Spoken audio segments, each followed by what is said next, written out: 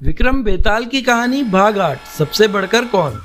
अंग देश के एक गांव में एक धनी ब्राह्मण रहता था। उसके 3 पुत्र थे। एक बार ब्राह्मण ने एक यज्ञ करना चाहा। उसके लिए एक कछुए की जरूरत हुई। उसने तीनों भाइयों को कछुआ लाने को कहा। वे तीनों समुद्र पर पहुंचे। वहां उन्हें एक कछुआ मिल गया। बड़े ने कहा, मैं भोजन चंगू इसलिए कछुए को नहीं छूऊंगा। मंझला बोला, मैं नारी चंगू मैं नहीं ले जाऊंगा। सबसे छोटा बोल पड़ा, मैं सैया चंगू सो मैं नहीं ले जाऊंगा।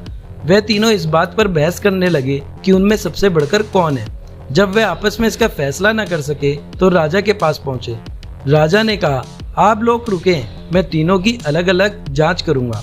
इसके बाद राजा ने बढ़िया भोजन तैयार कराया और तीनों खाने बैठे। सबसे बड़े ने कहा, मैं खाना नहीं खाऊंगा, इसमें मुर्दे की गंध आती है। वह उठकर चला। राजा ने पता लगाया तो मालूम हुआ कि वे भोजन शमशान के पास के खेत का बना था। राजा ने कहा, तुम सचमुच भोजन चंगो, तुम्हें भोजन की पहचान है। रात के समय राजा ने एक सुंदर स्त्री को मंझले भाई के पास भेजा।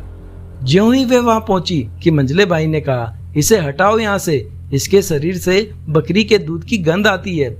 राजा ने ये सुनकर पता लगाया तो मालूम हुआ कि वह स्त्री बचपन में बकरी के दूध पर पली बड़ी थी।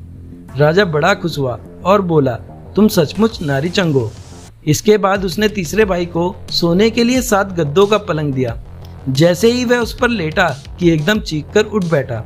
लोगों ने देखा उसकी पीठ पर एक लाल रंग की रेखा खींची थी। राजा को खबर मिली तो उसने बिछौनों को दिखाया। 7 गद्दों के नीचे उसमें एक बाल निकला। उसी से उसकी पीठ पर लाल लकीर हो गई थी। राजा को बड़ा अचरज हुआ। उसने तीनों को 1-1 लाख असरफियां दी। अब वह तीनों कछुओं को ले जाना भूल गए थे, वहीं आनंद से रहने लगे। इतना कहकर बेताल बोला, हे राजा, तुम बताओ उन तीनों में से सबसे बढ़कर कौन था।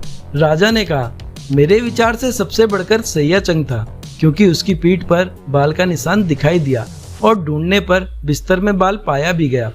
बाकी 2 के बारे में तो ये कहा जा सकता है कि उन्होंने किसी से पूछकर जान लिया होगा। इतना सुनते ही बेताल फिर पेड़ पर जा लटका।